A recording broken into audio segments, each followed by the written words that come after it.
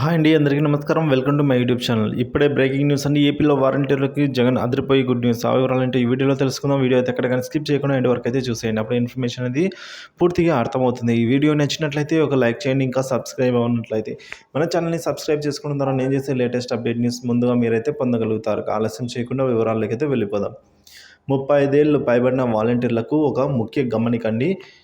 ఏదైతే మార్చి, ఏప్రిల్ నెలల్లో రాజీనామా చేసి 30 ఏళ్ళు పైబడిన వాలంటీర్లను ఖచ్చితంగా విధుల్లోకి తీసుకుంటారా అనైతే అడుగుతూ ఉన్నారు. సో, మరి సో, ఈ దీని గురించి కొంచెం చెప్పండి అనైతే అడుగుతున్నారు. సో, ఎవరు కూడా భయాందోళన చెందొద్దండి. ఎటువంటి ఆహ్, ఇలాంటివి అయితే పుకార్లను నమ్మవద్దు అనైతే మనవి.